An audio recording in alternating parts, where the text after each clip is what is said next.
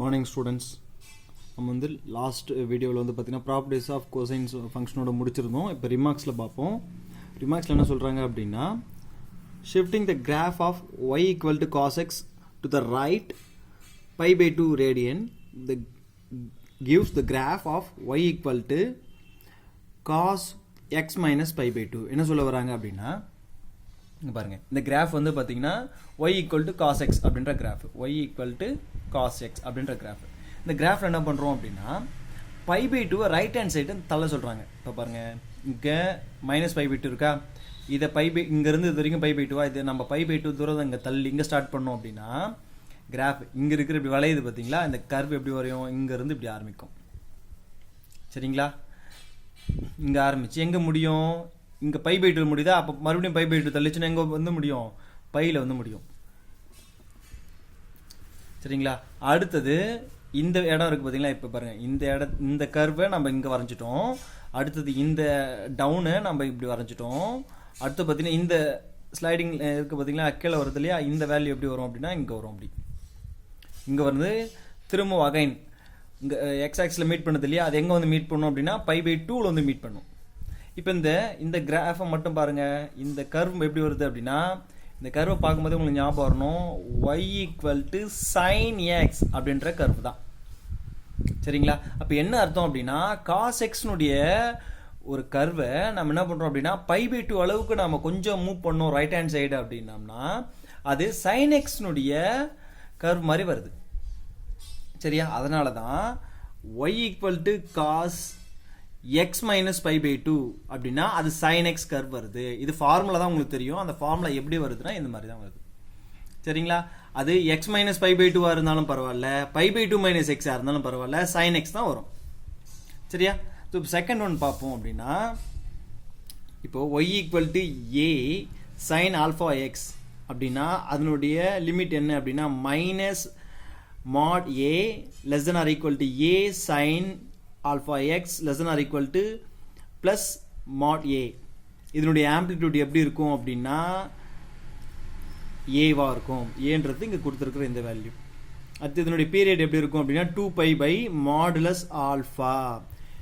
இதனுடைய லிமிட் எப்படி இருக்கும் அப்படின்னா 0லேருந்து 2π டிவைடட் பை மாட் ஆல்ஃபா. இங்கே அதே தான் ஒய்னுடைய என்ன வரும் அப்படின்னா y equal to b cos beta x. இங்கே ஆல்ஃபான்னா இங்கே பீட்டா, அப்போது minus b less than or equal to b cos beta x less than or equal to beta mod beta. Amplitude இது மாட் பீட்டா, சாரி பீட்டான்ற b. Period வந்து அப்படின்னா 2π divided by mod beta. இதனுடைய limit என்னன்னா 0 to 2π divided by mod beta. Application என்ன சொல்கிறாங்க அப்படின்னா, இப்போ இயர்லி டெம்பரேச்சர், இந்த டைட்ஸ் இதெல்லாம் வந்து பார்த்தீங்கன்னா சினுசாய்டல் ஃபங்க்ஷன் இருக்கும் அப்படின்றாங்க. The general of sinusoidal function y equal to d plus a into cos of b t minus c அப்படின்னு சொல்கிறாங்க. இதில் d உடைய வேல்யூ எப்படி கண்டுபிடிக்குதுன்னா 1/2 மேக்ஸிமம் ப்ளஸ் மினிமம், அதை ஆட் பண்ணி 2ஆல் டிவைட் பண்ணணும். a உடைய வேல்யூ என்ன அப்படின்னா மேக்ஸிமம் மைனஸ் மினிமம், அதை லெஸ் பண்ணி 2ஆல் டிவைட் பண்ணோம் அப்படின்னா a உடைய வேல்யூ கிடைச்சிடும். b equal to 2π divided by p. So p உடைய வேல்யூ எப்படி சார் நம்ம கண்டுபிடிக்கிறது அப்படின்னு கேட்டிங்கன்னா 2 into time of maximum to minimum. மேக்ஸிமம்லேருந்து மினிமம் போகிறது இல்லையா, அந்த டைம், தட் மீன்ஸ் டிஃப்ரென்ஸ். இங்கே பார்த்தீங்கன்னா சி அதனுடைய வேல்யூ என்ன அப்படின்னா பி இன்ட்டு பி ஆல்ரெடி கண்டுபிடிச்சிடும் இல்லையா, b into time at which maximum occurs.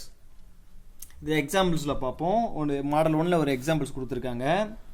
இங்கே பாருங்கள், 12 AM ஆரம்பிச்சு டைம் டி கீழே வந்து டெப்த் கொடுத்துருக்காங்க. 12 AM 2 AM 4 AM 8 again 12 AM முடிச்சிருக்காங்க. சரிங்களா, இதில் இருந்து நம்ம வேல்யூ கண்டுபிடிக்க போகிறோம். இதில் பார்த்தீங்கன்னா டி உடைய வேல்யூ என்ன, மேக்ஸிமம் எங்கே இருக்குது பாருங்கள், இதில் 4.2. மினிமம் எங்கே இருக்குது பாருங்கள் 1.4. இதை 1.4 தான் மினிமம். ஓகேவா, இப்போது மேக்ஸிமம்லேருந்து மினிமமும் ஆட் பண்ணோம் அப்படின்னா டி கிடச்சிரும்.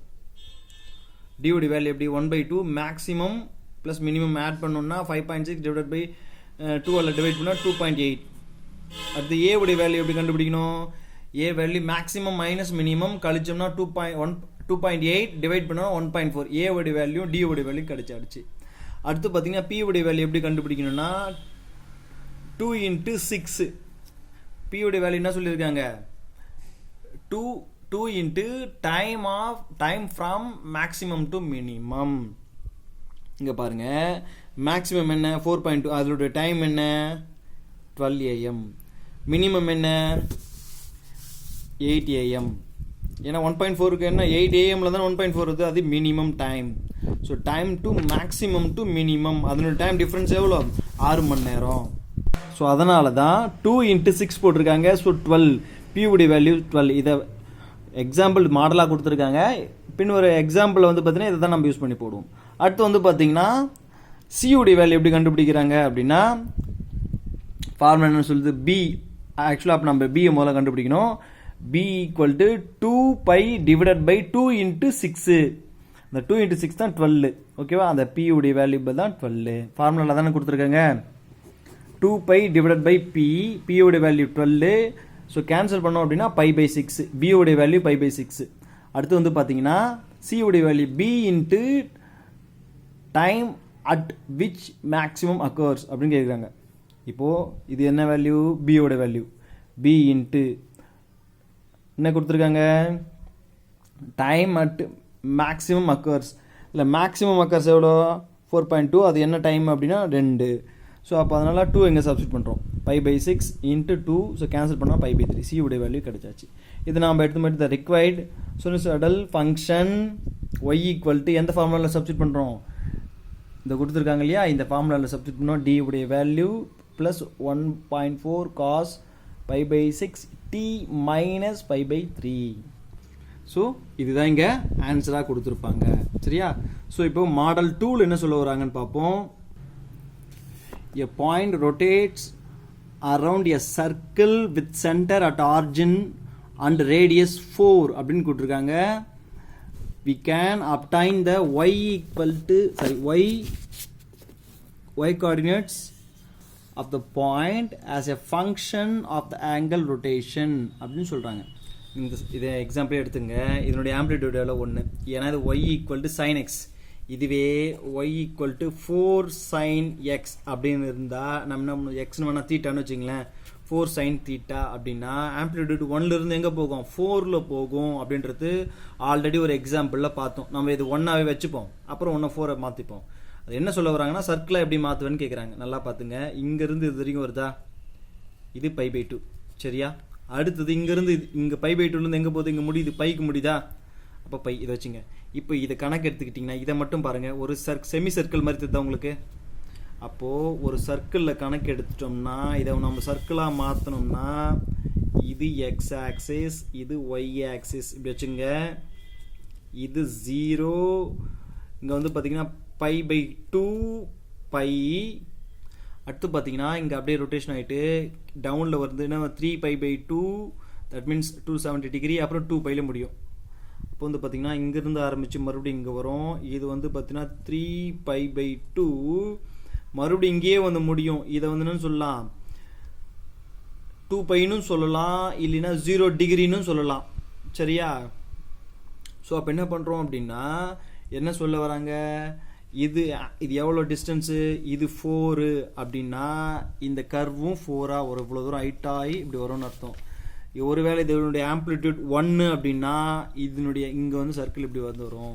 ஸோ இதை நம்ம கர்வை 2 பார்ட்டாக இருக்கிறத பிரித்து 1ஆ தனித்தனியாக எடுத்து எழுதணும்னா இது பாருங்களேன், இந்த 2 செமி சர்க்கிள் மாதிரி தெரியாது. இது ஒரு செமி சர்க்கிள், இது ஒரு செமி சர்க்கிள். ரெண்டுத்தையும் ஆட் பண்ணனா வரும், சர்க்கிளாக வருமா? அதை தான் சொல்ல வராங்க. ஓகேவா? அதுக்கப்புறம் நாளைக்கு என்ன பண்ணலாம் அப்படின்னா த இன்வர்ஸ் காஸ் ஃபங்க்ஷன் பார்க்கலாம்.